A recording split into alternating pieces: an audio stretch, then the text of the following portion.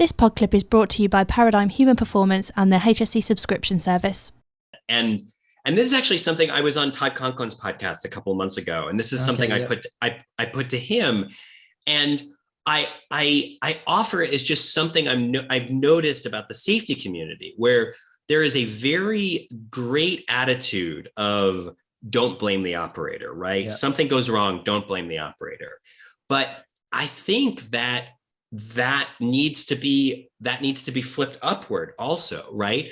Leaders operate under tremendous constraints. Yeah. They are human. Now, there are also things that happen when people get power that changes the way they behave, that reduces their ability to have empathy. And we write about this in the book, and it's biological. Like, it's this deep stuff. That was so eye-opening, that chat. Isn't that crazy? I was just like, oh my God. Right? That was unbelievable. It's fascinating.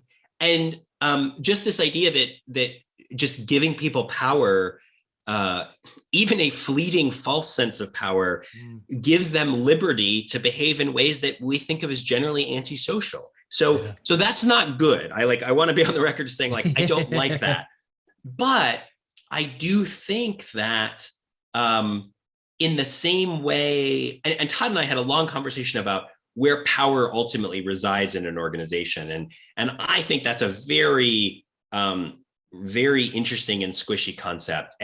But what I will say is, just echoing and supporting what you're saying, is like, I really think when you look at a leader, and I tend to work with people who are fairly senior. And so, they're a VP at a big oil company. They're, I'm working with the general manager of digital transformation at Microsoft, a guy named Jason Barnwell. Nice. And the constraints that they face are tremendous, and their ability to successfully guide change in their organization really depends on their having a lot of interpersonal support, different people in different ways, but like, they're just really, we have to support the whole human, whether it's a leader or an operator.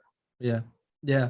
And that's something that I think you've obviously picked up for a reason, because I think that we lack that.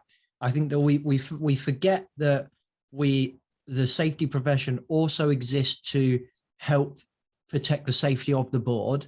And, if we're talking from a mental health and well-being point of view, there's probably no more stressful role than the CEO in a company that has all the responsibility, all the decisions.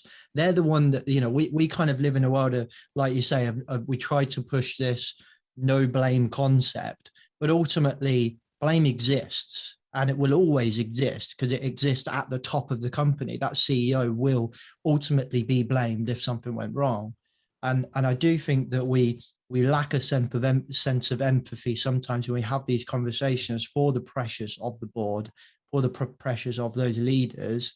And I do think that, 100% get those leaders out of the boardroom, get them on the shop floor so they can really understand the context that behavior is kind of operated within. But also, when you've got the workforce saying, God, why do they make those decisions? Oh my God, what a stupid decision to make. They also need to understand and have empathy for the context that influenced that decision.